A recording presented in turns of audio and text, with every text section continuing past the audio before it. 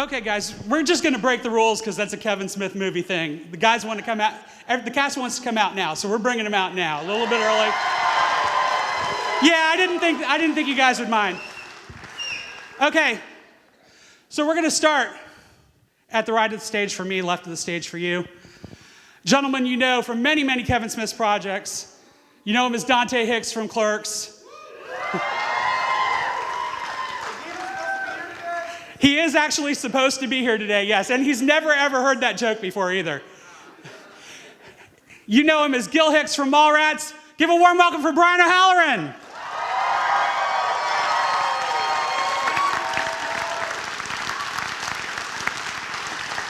What's up? Okay, coming next to the stage.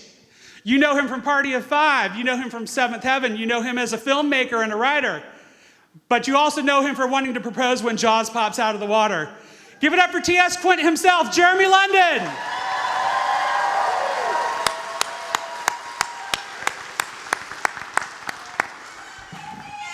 I love you. Mom, go home, Mom.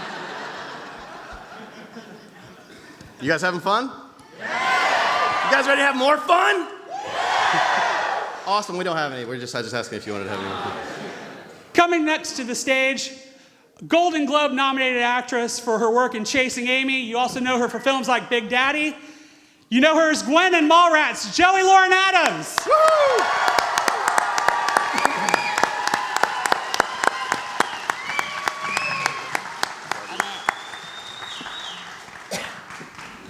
Last and absolutely not least, Kevin Smith's hetero life mate himself, Jay of Jay and Silent Bob, Jason Mewes!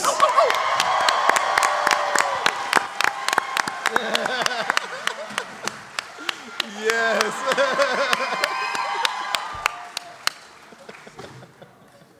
Let's get a pole dance. It's come to that. Jason has to work the pole these days. Yes. These are so tiny, dude. Feel free to move them, pick them up, bring them to your mouth, whatever you want to do. See, and that's why I put it that way. I knew that's where that was going. Guys, welcome to Pensacon. Great to have you here. How you enjoying the con so far? Nice. Love it, man. Yeah. Love it. Look at this crowd. Holy cow, it's great. We love It's great to see you guys all back together, and we're going to see you all back together in Mallrats 2 pretty soon. you. Yes, hopefully. Write your congressman. Tell them. I know you guys war can't. if it doesn't happen. I know you guys may not know too many details about the movie yet, but how does it feel to be coming back together? I love these guys. I mean, they probably hate me, but I love them. So it's fun. It was No one hates you. It was a blast being up in Minnesota when we shot the first one, and just every night, swear to God, every night it ended up with us winding up in the hot tub at the top of the hotel, in the middle of cold March or whenever it was, and meeting these people. I mean, me and Jason coming from Clerks, doing it completely independently in a small store, tiny, we didn't even know anybody would watch it, to now we're doing a Universal Studios picture and having union people and real actors and all this other stuff. Like, it's a guy from Party of Five, you know? It was like, look, it's Brenda. You know, it was just weird. So for me and Jason, it was just bizarre coming from what we did to now being on a union set. And everybody that they cast and everybody, hey, they got it. And that was the thing that I loved, is the fact that here it was, us fucking schlubs from Clerks coming in and doing this really fucking hilarious movie, which I think is hilarious. I think you guys agree with that, right?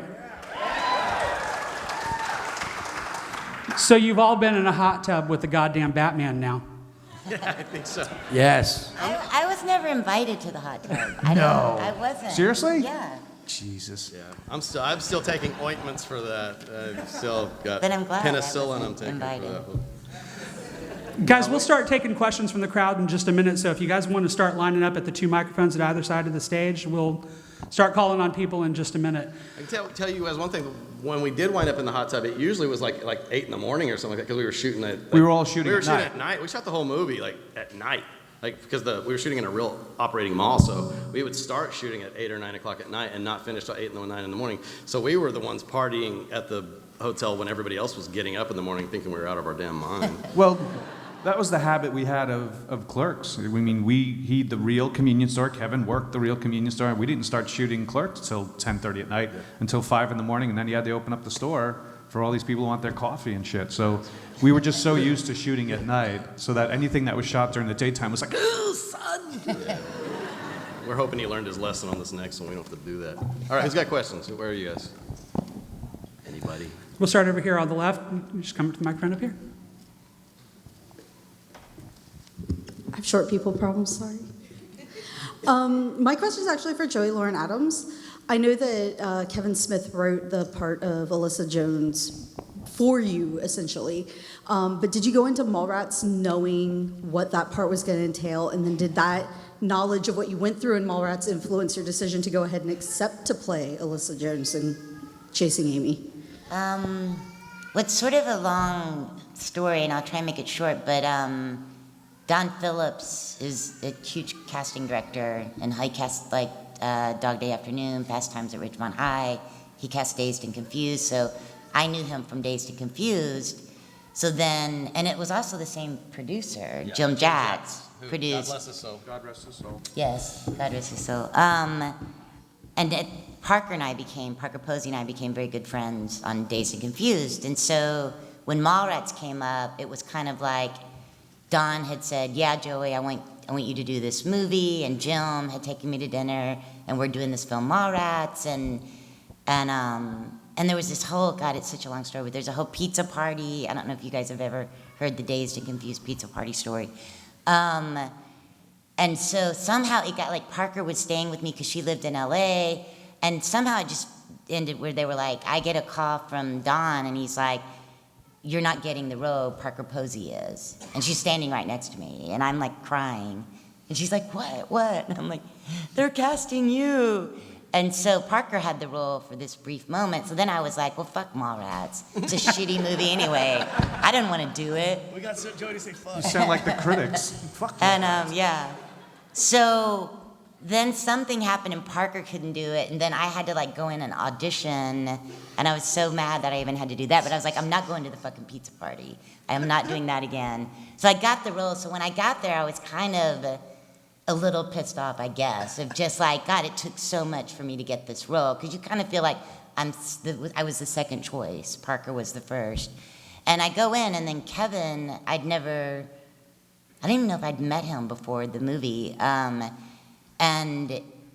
I guess I was just kind of being a smartass with him, and he liked that. So we just started this banter where we would just, give each other shit all day, every day. And he's so funny. And so then I just started to really like him and enjoyed working with him. But I wasn't there the whole time. I think I came in, which is why I wasn't part of the hot tub culture. Well, we're sure glad you did. Yeah. Right? But I remember then, like, I did the movie, and Kevin wanted to drive me to the airport, and I had just got offered Biodome. And Kevin was like, Joey, you can't do Biodome. Mallrats, you're going to be so famous after Mallrats. It's going to be so huge. And they had said this on Dazed and Confused. Like, everyone was like, everyone from Dazed, you're all going to be so famous. It's going to be the biggest movie ever. And it tanked. And so I was just kind of like, yeah, okay, Kevin, I hear you. While I'm like, yeah, sign me up for Biodome. Pauly Shore, you can't go wrong with Pauly Yeah. Shore. So, the weasel. So then Kevin, like, he was in LA editing Mallrats, and that's when then, like, our friendship started, and he started bringing me things like Wookiees, and I had no idea what a Wookiee was, and it would make him, because I guess he had spent a lot of money for a Wookiee, and I'm like, what's this stuffed animal you brought me? Like, I'm 22. So we started a friendship there, and then it kind of, I think at the time he was like, you have to do Dogma. He was writing Dogma, and he was like, I've rewritten the part of Dogma. I could never crack that character. You're gonna have to play her. And I was like, there'll come a day, Kevin, when you'll be able to do this movie without me, believe me. And then we started dating, and then Chasing Amy was, I'm sorry, I feel like I'm hogging all the time, but Oh, I'm enjoying this story. I didn't even know it. well, Chasing Amy was originally going to be like a studio kind of John Hughes film with high school students. And Ben and Jason and I were going to play teachers. in it. And then Mallrats tanked, and Kevin was pissed off at the studios, and he was like, well, then fuck them. I'm going to go back to my roots, and I'm going to make an indie film. And then we had started dating, and he had, like, issues with me. And so he would start writing, and it was like some of the scenes would, you know, they were kind of apologies, because it wasn't that I was a lesbian, but it was just like, I had been to Australia as an exchange student, and I had traveled, and I had friends who smoked weed, and Kevin didn't drink or smoke, or he would have maybe a glass of wine, and He was no fun back he was then. not. He was no fun He back was not. He was funny. Funny, but no fun. So he had like issues with like, why would you ever want to date this guy who's never been out of New Jersey? And my thing was like, you're so cool that you never, like I had to go all these places to find myself, and you were able to find yourself, you know, just staying in New Jersey, which is amazing. But he just always, I guess, felt somewhat threatened. So the movie kind of came from all of that, and he would write it and give me scenes, and I would cry, and you know. And then when I read the final script, I mean, I was so blown away, and was so excited to go do the film. And then Dogma came, and he was able to make that movie without me. But I think originally they wanted Jon Stewart and Drew Barrymore. Miramax did, and so Kevin was like, "I'll take less money because I want to make it with Ben and Joey and Jason." Well, Kevin's definitely known for sort of sticking to his guns on his movies. Yeah. He's making some risky ones, but that's what makes Kevin Smith Kevin Smith. You know, it's cool to be a part of the team. So I hope I answered your question. I think it was a great story. Honestly, I want to sit and listen to more. We've got some folks waiting here on the other side with questions. I just had a quick question for Joey as well. Which of the London brothers was a better kisser? I didn't hear that either. I didn't hear you. Which of the London brothers was the better kisser? Oh. Did we kiss? Ooh, do We tell. never kissed. We never kissed. Oh, so it's Jason. So yeah, I guess. I It's don't me, know. by the way. Just so you know. Yeah. I get the same question about Rosario Dawson. How is it kissing Rosario? I'm like, come here, let me compare. We had some more I've folks over kissed my here. twin brother. It's not that good. We got a speech, bro? No. They're gonna bust your phone. My question's for Jay. In seeing An Evening with Kevin Smith, he brought up how when you guys worked on Dogma, you working with the late great Alan Rickman really stepped up your game as an actor, and I just wanted to know what your process was in going through that and how you stepped up your game as a whole. I don't want to say I stepped up my game. I think mainly what he's talking about is he said that he was worried because in Clerks, you know, I'd never acted, and like Brian was saying earlier, it's like it was just a few of us, and I had never acted, and I was so nervous that I used to, when we were shooting scenes inside, I'd have everyone go outside except for who had to be there, like Brian. Me and Brian were doing a scene, it'd be me, Brian, Kevin, and David Klein, the camera operator, and I'd make everyone else go outside because I was so nervous. Or same thing outside, whatever. So super nervous, and I'd make everyone go inside. So when we did Mallrats, Kevin's like, you can't have people go inside. It's a studio movie and everything. And then with Mallrats, I got over that pretty much. But me memorizing my lines and stuff, I don't want to say that I messed up a lot, but I just didn't. I had a lot of fun. I didn't say I'd take it as serious. So Kevin was just really nervous. He said when we do Dogma, that Alan Rickman wouldn't play games if I'm doing a scene with Ellen and I mess up my lines, and I'm like, I need you know, line, and if he just felt that he didn't want me to embarrass him. So I got really nervous about that, and I sat and I memorized the whole script, but not on purpose. But because I was so nervous, and at the time, to be honest, I was strung out on dope. And Kevin made me come out to Pittsburgh with him because his thing was like, you can do the movie, but of course you got to get clean, and you can't leave my side because I want to make sure you're not messing around. So I literally had to go out 2 months earlier while he was doing pre-production and scouting locations and all of that. I had to go with him and stay with him in his hotel room. Literally, we shared a hotel. Well, we had like 2 rooms with a little, you know, thing, so it was comfortable. But I couldn't leave his side. So while he was working the whole time, I would just sit and try to memorize my dialogue and kept reading it over and over and over and over again for 2 months. And because I did that, and I don't know how I did it, to be honest, but I memorized almost the whole script. So when we started, he would do rehearsals in our hotel room, and he'd bring everyone in. He'd be like, all right, today I'm going to rehearse, with Ben and Matt, and then we're going to do your scene today. And I would start, like, one day, like, we started, and Jason Lee wasn't there yet, and I started reading Jason Lee's part without my script, and he's like, wait. He tells the story a lot better because he remembers it a lot better, like, because it wasn't me.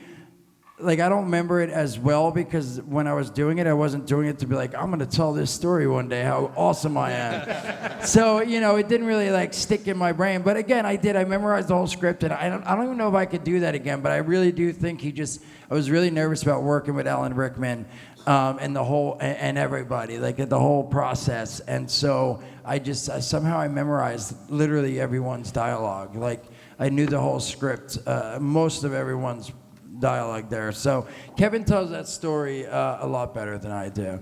But that would say preparing, I mean, I don't feel like I prepared necessarily like my character any difference. Like I didn't say like I wasn't, and I wanted to, yeah, like I wasn't in the mirror like, I'm gonna fuck this dude's face. I'm gonna do awesome. None of that. I think it was just more of me memorizing the script. And I just think as each movie went on, I got more and more comfortable in front of the camera and stuff.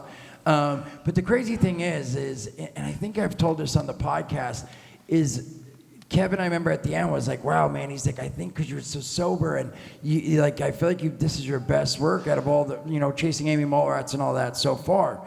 And I'm like, but after we started the movie, of course, and I had been sober for a little bit, he didn't know that I met this girl and I started doing dope again and coke. So honestly, a lot of the movie that like I was really messed up, but he didn't know that because at that point he was like, "We're starting and you're good." Like he wasn't watching me. I didn't have to. He got my own. I had my own room at this point and stuff. But yeah, it sucks. But I think I talked about it on the podcast, but.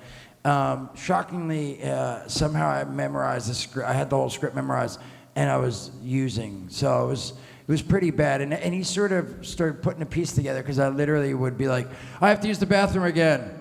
And then if we were like setting up a scene, and like sometimes they'll be like, we're ready, and we'll block. And then they'll be like, well, it's not really, the lighting's not right, so it's gonna be about 5 more minutes. And usually everyone just sticks around because it's like 5 minutes will go by in a sec. But I'd be like, oh, we have 5 minutes, I have to use the bathroom again. It was because I was going in the bathroom every like 5 minutes to do bad things. And anyway, but yeah, that's how I prepped, was going to the bathroom every 5 minutes. Yo, how about, he's been sober for a long time now though, so let's get. Oh yeah, now, sorry, thank you. Thanks, yeah, so yeah, it's been a while now. So it's again, that sucked, and right after I winded up getting sober again, and it was back and forth, but now things are good, but thank you for pointing that out. Thanks. I hope I answered, thank you. We've got folks on both sides, but I think the gentleman over here was in line first, so I'm going to get him, and then we'll come over here. How you doing, guys? I just wanted to say, first of all, I'm from New Jersey originally, so all of the Kevin Smith movies were a big part in corrupting my childhood, so thank you for that. Appreciate it. What exit? 7A. All right, right on. My question, this is actually for everybody. When Kevin came back to you guys and said, hey, I want to do Mallrats too, what was just a general gut reaction, thought process, things like that? Well, we thought. Whoa! That was mine. Essentially, yeah, pretty much. That's pretty much it. My reaction was, what happened to Clerks 3? Personally, that was my reaction. Like, what? You already got your second man. He actually, Kevin called me up on this past Easter Friday, Good Friday last year, and said, Brian, I have some good news and some bad news. I'm like, okay, give me the bad news first, because I want to end the conversation on a high note then. He goes, all right, well, the bad news is we're pushing back Clerks 3. I'm like, motherfucker! Let me guess. It's Muse, right? Muse is the problem. It's always Muse, isn't it? He was like, surprisingly, this time it's not. And then he says, but the good news is I want you to be part of Mallrats 2. And I was like, wait, you said Mallrats 2? Yeah. That's the sequel we're gonna do? Not like Dogma 2 or Chasing Amy 2. That would be hot. Like the chick breaks up, now there's more fucking lesbians. Come on, man. He's like, no, we're gonna make Shit a sequel writes itself. We're gonna make a sequel to the movie that made the least amount of money Right. of all of my movies. So. But you know what? Like I said, I had a blast making it. So, and if the fans love Mallrats, I was like, I'm on board. So, plus I'm not doing anything right now, so we're good. Yeah, actually, he's getting ready to play Dracula in a movie that I'm making called Monsters Anonymous. Blah, blah. Which I got to plug. You guys got to check out. We got a Kickstarter going. If you go to helpthemonsters.com, we've got a couple more days left in the Kickstarter, and you can actually be a zombie in the movie if you donate enough money. Monsters who go to therapy. It's pretty funny. It's hilarious, actually. The classic monsters wind up in a group therapy session together. They're sad because they're not scary anymore. It's really funny. And then some based on a true story. Zombies come in at the end of the day. But we got confirmation of that, so I'm really proud to do that. But I had to plug that. But I actually I got probably almost more excited than anybody about Mallrats because it'd be a great boost for me or whatever. But it's just one of those things that like. At this point, I'm like, yeah, if it happens, it happens. It'd be good, but it kind of keeps getting pushed and getting pushed and getting pushed. So Yeah, now we should have been shooting it last October. We should, yeah. So now Then we're it kind of was like, if it January. happens, it does. If it does, if not, then at least I get to be with these guys again. So Right on. My reaction was, are you sure you don't want Parker? Ah, zing! 20 years later, Yes. that's a woman. Would you be upset? Do you think you'd be pissed off, or at this point I you'd be think like, he fuck should it? do it just to piss me off. Just to piss you off? He's like, have everyone back and then replace me with Parker. Or Renee Zellweger, either one. We love you more, Joey. Thank you. Over here on this side. All right, Musey. hello. Several years ago, you did 2 or 3 arcs on a little Canadian melodrama, Degrassi. Well remembered. Just want to know if your experience on that show and if you had any cool interactions with the cast then. I did. It was a lot of fun. You know, Kevin and I, the Next Generation, I hadn't been caught up with Degrassi at that point when we went to shoot it. But Kevin and I used to watch Degrassi together, all like right before Clerks. Like a lot of this stuff, like Brian said earlier, again, that Kevin worked at the convenience store, and I used to go on Sundays and help him put together. New Jersey has a paper called the Asbury Park Press that is like 7 layers of paper that you have to put all together, and so you'd have to do it at like 5:30 in the morning. You'd start getting it ready, so when the store opened at 7 a.m. or whatever it was, they'd be ready. So I was the only fool that would wake up at 5:30 and help Kevin. Yeah, And look where you are today, folding papers, and now you're rolling papers. Yeah, and so I'd get up at 5:30 and go with him to work and help him put the papers together. And when we were done, we'd sit and watch Degrassi, which was the older one with Joey and all that stuff, and Silver Spoons, which was I loved Silver Spoons back. Yeah, here we are. Face to face. I ran into him. You ran into who? I ran into Ricky Schroeder? I was in theater class at college. We went to go see Annie, and during the intermission, we went to the bathroom, and right next to me is fucking Rick taking a piss. And I was like, to my friend Rod, I was like, fucking Silver Spoons, motherfucker. And then you were like, and I did exactly what I hate. Whoa, what a big dick. I did. Wow. I did exactly what I hate any fans to do. Is like while I'm pissing, to go like, "Hey man, do you mind?" And I totally did it to him. I'm like, "What?" And I'm like, he had every right to just turn and continue to piss on me. But that's my little. It's always weird when someone says hello to you when your penis is in your hand, right? Exactly. I'm like, hello. Whether you're famous or not. Anyway, we just watched that show and Degrassi. Point is, I loved the show. Kevin loved the show. He had mentioned it, and yes, they asked Kevin if we'd come on there, and I don't know. I was super stoked because again, it's something I've been watching for many, many, many years. It's strange interactions. You know what? It was weird. Because like we did like one of the scenes like where I'm like dancing with the one girl, and when you go there, they all had been doing TV for so long, they all seemed older, but they were all like 14, and I remember dancing with I forget her name, the girl Cassie. Yes, I remember like dancing with her and stuff in this thing, and I just remember being like, wow, this girl's really pretty, and I'm like, oh my God, she's like 14 now. This is so awkward that I'm like 30, whatever I was, and I'm dancing with this girl. But again, it was fun, and it was great because later on, then I did the movie, the Degrassi movie, and I don't know. I had a lot of fun, and then Alanis Morissette came in and did some stuff. The whole process was great because getting to see, again, watching it and then being there and getting to see the school and how it's really a set, but it looks like a real school because it's set up. I don't know. So it was a lot of fun, and I'm glad that when they asked Kevin, because I think at first they really asked Kevin to come out and he was gonna maybe write something, but he couldn't because he wasn't Canadian and blah blah blah. And he suggested this storyline and didn't speak the language. It was great. It was a lot of fun. So it was, and then again, Snake.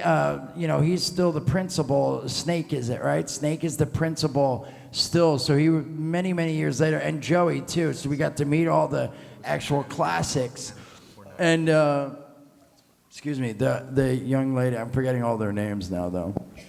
All the American, they don't know. Yes, all the original cast actually came out to the set and stuff. So we got to meet like 3 of the cast members. So it was very cool for me. It was it's surreal because it's like, wow, I went from like, helping Kevin with the papers to like, wow, we get to be on this show. We used to sit around and watch and steal like the cereal box from and eat. We used to sit and eat cereal and donuts and stuff. And I'm like, Kev, do we have to pay for this? He'd be like, shh, don't tell him. We just would pig out and make papers and stuff. It was fun. And it's funny because back then I smoked a lot of weed then. And I used to always try to get Kevin to smoke weed in the store and be like, dude, it'll be so much fun. Dude, we'll smoke some hash and watch Silver Spoons and stuff. And he'd be like, no way, bro, I'm not smoking any weed. And like, I think once I got him to do it, maybe. But now I know he talks about it himself. Now he's like doing it all the time. So when I get sober and I don't smoke anymore, he decides to be like, yeah, come on, bros. He hated me on Mallrats because everybody was coming to my room at the end of night. Every night, everybody would come to my room and smoke weed. Like I was the only person smoking weed. Everybody was, but he was mad at me because, what's that? Yeah. No, I remember that though. 'Cause no one really smoked on Mallrats, and people would like come knock on his They'd trailer. be in my and be like, room all day long, and then I would get shit from Kevin for it, and I'll be like, dude, they're knocking on my door. No, I'm not the one like just inviting everybody. But everybody, they all smoked. We They had just a, wanted to make Kevin think they didn't. There was a mutual friend who helped out on the original Clerks who was part of the crew for Mallrats. And one time he's like, hey man, you want to smoke some weed? And I had done my day of shooting, so I was good. I wasn't shooting the next day. I'm like, all right, yeah, man, smoking some weed. And I get to my room, and I had the fucking craziest fucking room spins you would ever believe. And I'm like, I literally crawled under the bathroom, like vanity thing, just to get cold. And I came back. The next morning, I went up to him, and I'm like, yo, what the fuck did you give me last night, motherfucker? And he was like, oh, it was just weed. I'm like, where did you get this weed? I got it from such and such. Oh, wait a minute. Isn't that your ex-girlfriend in Jersey? I go, yeah. You're taking drugs from your ex-girlfriend? She's trying to fucking kill you, bro. And I was your goddamn lab rat. Do you know I slept under the bathroom sink, dude? He was like, really? I'm like, it's not funny, yo. That was my one weird bad experience on Mallrats was... I'll tell you who it is later, but it was just like, where are you getting your weed from? I should have been knocking on your door. It was probably from me. I wouldn't be. No, he said it was such and such. I'm like, that's your ex-girlfriend, bro. We got another question over here on this side. Feel free to move it. Shout it out. It's all good. Have any of you ever been rickrolled? What? Rickrolled? Rickrolled. On the internet, sure. Have we been what? Never gonna give you up. When you watch something like, oh, here is the beheading of such and such. I'm like, oh, what is it? And like, oh, and then it's Rick Isley's video comes up. Never gonna. Seen that. That's new to me.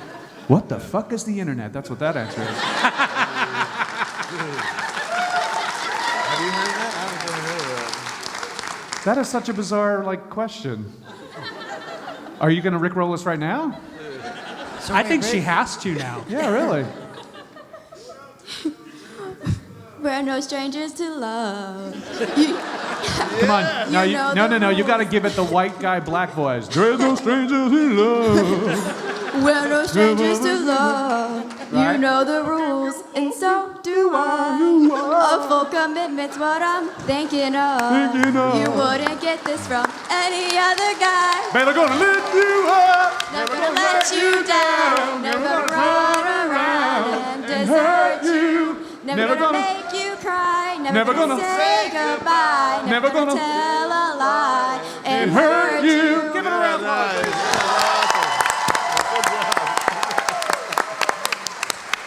That is so fucking bizarre. That was hilarious. We're gonna go on this side, and then we'll come back over here. I didn't know what that was.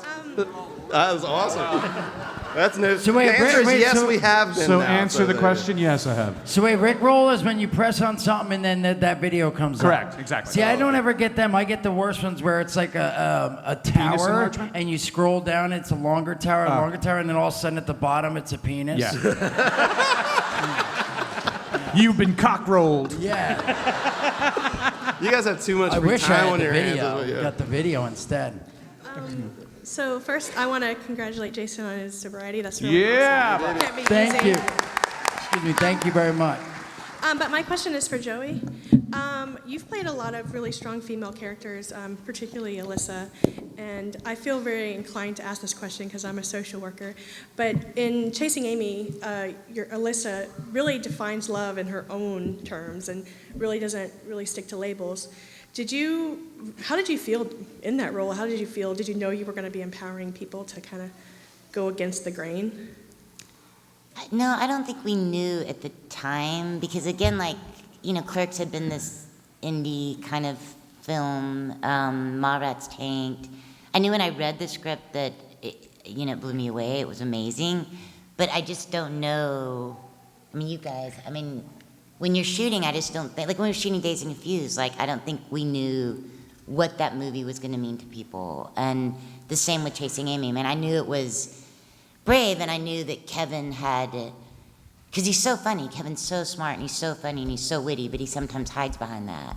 And I feel like with Chasing Amy, he put his heart into it as well, and he has such a huge heart. And so, I mean, I was just happy to be playing a lead role, or a weed wool, as they say in Asia.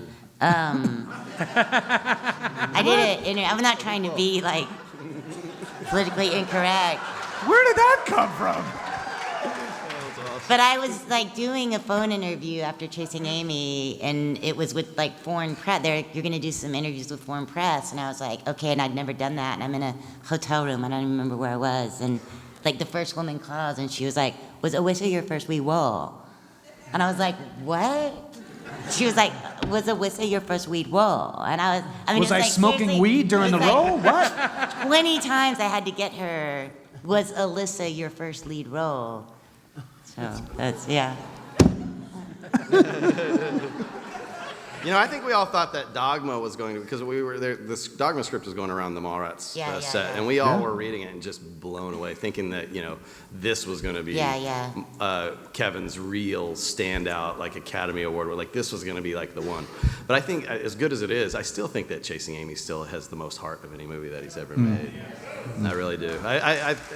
I just love it. But there was a woman that Scott Mosier, Kevin's producer, had a crush on, who was lesbian, Gwen Turner, and so I know parts of that Alyssa had been taken from her, and I got to meet her, know her, and hang out with her, and she's a really, really, really cool, Awesome. strong woman. She's awesome. I think that was part of the connection. You said a lot of the scripts based off of your guys and Kevin and relationship and stuff. And but I think the Scott. lesbian part of it Yeah, was Scott. And Gwen. I guess we could say, right? I guess Yeah. it's not a secret. But yeah, our Scott, the producer, was really really liked this girl who was a lesbian, and I know there was a lot of, they hung out a lot. They spent I think they slept in the same room a lot, and there was always the question of, did anything happen he liked her? I don't know what happened in the end, but I ain't gonna be saying anything. And didn't she have a movie? Was it Rose. Fish? Yeah, Go Fish. Go Her and Fish. Rose, Fish. Yeah. Rose Troche, we met them at Sundance in '93 or '94 when Clerks was there, and Which is, we it's hung a out great all the film. time. If you haven't seen it, you should see it. She then went on to Go write. Fish, it's called, yeah. Gwen went on to co-write the screenplay of American Psycho. Oh, really? Yeah, I didn't know and that. she's the one girl that they went to college, and he takes her back to Yeah, his yeah, apartment, yeah, and then yeah. he kills her. Yeah. But yeah, she's awesome. Very cool. We're going over to Superman over here. This is for everyone. Was there any pranks that went on set? Can you tell us about them? Pranks? Pranks on each other, just... I think because we were shooting at like, I like 8 o'clock to 8 in the morning, I think people were probably too tired, but occasionally. Jay has a really good one. On the set of Clerks 2, next to the movies was a Days Inn. That, the type of motel where you open your door and it's right out to the outside. So we took it over. Instead of trailers for people, everybody had their own room. Jay had this sweet pad corner room, and he literally would go to the Target or whatever, buy TVs and stereos and whatnot. And so, of course, he would be playing movies with his door open, and he would call Rosario down from time to time. He would stop whatever he was watching. Hey, Rosario, come here. I want you to watch this film. And she would come like, what are you watching, Jay? And he had literally freeze framed, and as soon as she walked in the door, started playing the scene in the movie Alexander, when her and Colin were kind of getting to know each other. And she'd be like, fuck Jay. And I went in there. He did it like 3 times. Like, she fell for it like 3 times, which is the stupidest thing. So the second time I went in there just to see the reaction from her point of view, and she's like, you guys fucking suck, and would walk right out. There was that. There was the giant, when we did Dollar Days, there was the giant cruller that the one grip, we paid a bunch of money for him to eat this, literally like the size of like a third of this table. And he was eating this cruller. He did it, dude. And did his shift, worked the whole night. Well, our buddy bet him $1,000. One of the other guys, our friend of ours, came and worked on the movie. And he was like, there's no way you could eat that whole thing without... Not only did he eat it, the bet was you can't take any milk or water or drink anything. Oh, wow. And the dude's like, I totally can do it. And he's like, I bet you $1,000 you can't do it. And he did it. He ate it all without taking any milk, water, anything. It was a huge bear claw. Yeah. So it was like filled with, I think it Yeah, had like Boston cream or apple, whatever, yeah. And the frosting, it was very, very sweet and huge, and yeah. Which was funny, like we delayed lunch long enough just to have him, to watch everybody watch him eat it. Yeah, you could see it on, if you go to, I don't know if it's still on our YouTube, but it's part of the Trainwreck series, which was really awesome. Yeah. The whole time we were shooting Clerks 2, this guy, Joey and Zach, we all had our own cameras so we could shoot our own stuff, but they also were following us around and doing interviews, whatever. But they took a lot of the footage while we were shooting the movie, and they would put them up, like Trainwreck #1. So, 5 days into shooting, you could watch this train wreck and see like, here's day 1 of shooting, and this is what's going on, and there'd be like, they edit it really awesome with like, slow-mo and this and that, and one of the train wrecks, it cuts to us all standing around watching this dude eat like the last couple bites, and we're like, do it, do it, do it. You know what I'm saying? So it was fun. It was a really good idea. I think the train wrecks. Yeah, no, my buddy was like, really? Do I have to pay? He winded up giving him half of it. I think they made a deal. I know he would have paid him, but I think the guy felt bad taking this dude's, because the dude that was working there, I think, the whole time he was working 3 weeks or whatever it was, he was only making probably $1,000. Yeah. So he's like, I don't want to take your whole 3 weeks paycheck. So I think, but he took half of it. Yeah. Last day of shooting, there's the scene when Dante and Randall and Clerks 2 have bought the store and they're repairing it and painting and stuff. So literally the last scene that me and Jeff Anderson we were on the roof repairing the quick stop sign, and you see us with a saw. And so they're shooting from below as we're up on the roof. And Jeff comes up with this idea. He's like, let's freak Kevin the fuck out. Let's pretend that when you're doing the saw, that Randall's doing the saw, I actually cut my finger. And there's only 3 of us on the roof, and we'll all just freak out. And Kevin's in the store on Video Village watching, through the camera what's going on. And we'll all just freak out. We told everybody, the key grips, everybody who was important to know that this is a prank, except Kevin, and we pranked Kevin. And we recorded it, and that was another one of the train wrecks. And you'll see it where we prank him. I think it might be even deleted or extras on the DVD. So that was another one where he freaked the hell out. I was like, he's like, oh my God, he cut his finger off. Because I was like, he cut his fingers off! Somebody get something up there, medic! And you see the ladder come up and someone's coming up, and the medic was a part of it. It was really cool. And so the first thing Kevin did was run back and just grabbed a big roll of paper towels and then run. And then we were all like, ah! And he was like, fuck you. So to answer the prank question, that was that. We got somebody else here. We got a question here on the left. So I was actually going to ask Jason the Degrassi question, but since that's been asked, a riff off of that for all of you. Are there any shows that you watched when you were younger that you wish that you could have a cameo in, or a guest appearance? Game of Thrones. Hell yeah. I'm like, would you do that with your mouth? right? you gotta go down on Jon Snow. What if I'm asking if they were like, we'll put you in the show, but you gotta be the new wildling that Jon Snow falls in love with, and you gotta go down on Jon Snow. That's right. Right? Yeah, John's getting it. And you had to show your wiener. They show a lot of wiener in that show. I'm curious. I'm just saying, would you show your wiener, bro? I'll show it right now. No. I don't want to see it now. I'm being serious. I'm asking you, would you show your wiener in the show? No. No? They do show a lot of wiener in that show. I know they do. I would love to be in the show too, but I feel like they want to show my wiener. So You've already shown your wiener in Zack and Miri. Come on, Well, bro. This is true. But that's different, man, because that's like cold. You're outside. You know what I'm saying? I got And it. Shrinkage, I know. Yeah, dude, I'm not showing my penis. Winter is coming. Not to yeah. Not to mention there's already a lot in there, and after seeing all theirs, then it would be like episode 31, Muse shows his wiener, and they're like, mwah, mwah. Hit me back up after winter's passed. Yeah, That would be. I like it.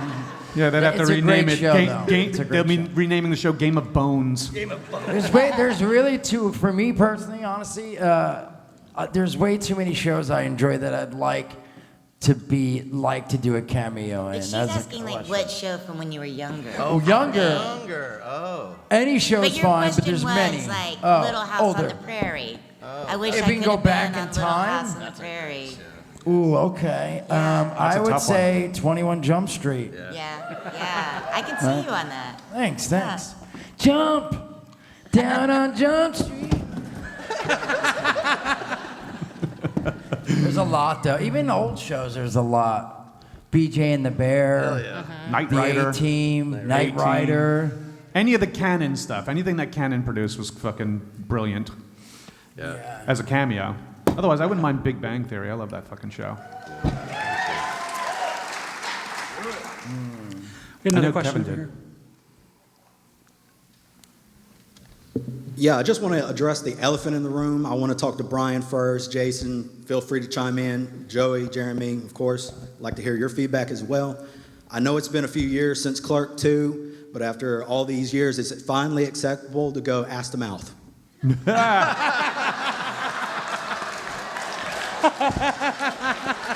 I make that mistake a lot. My old lady gets pissed. I would just say it depends on whose ass and whose mouth. As long as it wasn't an offer and just a question. Were you hitting on us? Was that a flirt? I thought I saw you at the bar. Not the hotel bar either. No, well, look. As anybody who's come to my table, I write on the photos from Clerks 2, you never go ass to mouth. You never go ass to mouth! But let me tell you something. But I know you freaks, you all go ass to mouth. Look at this. But let me tell you something. The way Rosario says it, like, gives the little caveat to Dante afterwards. How would you deny that? She's like, well, just so you know, it's okay in the heat of the moment. I'm like, note taken. Well played. Joey, your comments on ass to mouth? What's ass to mouth? What's ass to mouth? Come I on. don't know. Where's the taint? In the right? equation? Right. Yes. Yeah. You just move Just right work the past taint. It has the most nerve endings in it anyway, so you're good. You don't have Taint to actually get mouth it. is okay. Taint to mouth. Yes. Do we have That'll be a the next one. non-ass-related, penis-related question? Well, I'm not so sure about this guy, but we do Gentleman have in the another wife question over beater. here. Yeah, go ahead.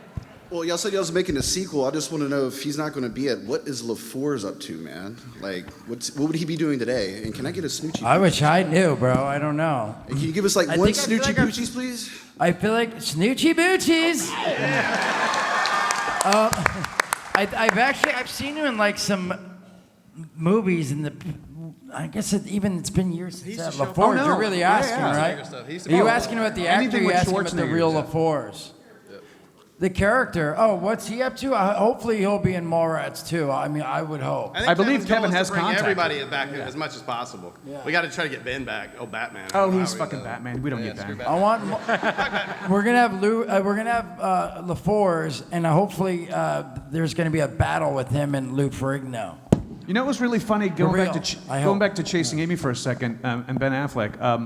I was living in LA at the time when Kevin was like, "Oh, we're going to do Chasing Amy," and my agent said, "Oh, they want you to be part of this thing. You're going to be this television network producer that the two characters go to get a cartoon done." So they sent me the script. I had all this dialogue. Everything was great. Like a week or two later, I get a call from my agent. Go, "I have some news." I'm like, "What's up?" She goes, "Yeah, they're going to divide that dialogue that you have to another actor. So it's going to be like two producers being pitched or pitching the two main characters." I'm like, "What?" They're like, "Yeah, there's this actor coming in." I'm like, "Well, who's this actor?" It's like this guy named Matt Damon. Literally on the phone to my agent, "Who the fuck is Matt Damon?"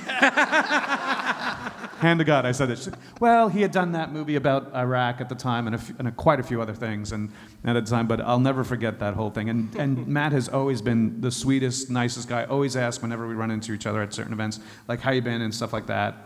But to this day, I'll never forget that. Who the fuck is Matt Damon? Guys, we're running out of time, so is there a last question from the crowd? Go ahead. Make it good, boy. Girl. So I was scrolling through the Clerks script because I really like reading scripts and acting, but I noticed towards the end that it You're said... gonna give me a line reading, aren't you? You're gonna say you fucked it up. The script said this. No. Well, it is directed towards you. It said that Dante... Fucking future script supervisor. Here we go, ladies and gentlemen. It just said that Dante was shot at the end, and I wasn't sure if that was a joke or... Well, what if happened you watch the DVD and the deleted scene is the ending where a character comes in and I'm like, "I'm sorry, sir, we're closed." This is after Randall's out and throws the "you're closed," where the ending where the credits come up. Comes in, shoots Dante. You know, how ironic is that he wasn't supposed to be there that day and that. I remember when I first read it in the script and got back to Kevin, I was like, "Do you really want to kill this? I mean, wow, it's such a bummer of a fucking ending." He goes, "Well, that's the life. That's the life of these guys. We can get shot at any moment." And so I was like, "All right, whatever." And we shot it and it's there. And thank God that once we had the first screening, which was at the New York Feature Film Market, a smaller film festival in New York City in October of '93, thank God Bob Hawke was in the audience, saw the film. There was probably like 20 of us in the theater, 12 of which were us. And a few people saw it. Bob Hawke did, recommended it, and that whole story you'll know. But once it got to John Pearson, he's like, "You got to get that ending out of there. You're going to piss off your audience. You can't end it on it. You know, it's a funny comedy until you kill one of the main characters." So it was through John's push, like, "We'll get it out this way better." And I was like, "Oh, thank God." And because if it wasn't for that, there'd be no sequel. Not like we were even thinking about that. We were bare like, "Is someone going to see it?" Like literally as an actor, I was like, "Can I at least get a VHS copy of the film?" Because we all didn't get paid. We got deferred payment. It wasn't until after it got picked up at Sundance, we had like a big party at Chili's or something in New Jersey, and he handed us all little envelopes and stuff and with checks and stuff, and it was kind of cool. And but yeah, that ending was that was the original ending, and thank God it was to John Peters' credit and Bob Hawke. They changed it. Last thing before we wrap, guys. Did any of you see the goddamn sailboat? I did. I could never see it, honestly. I actually did. I used to be. It's a schooner, yes. You bastard.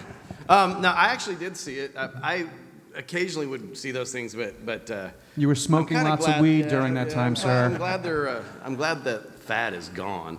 That's kind of. Oh, the magic eye fad? fad? The whole thing was a little bit silly, but I actually did see it once, and it was a schooner. It wasn't a sailboat. Okay, folks, please give it up for the cast of Mallrats. Thank you. Thank you. Thank you.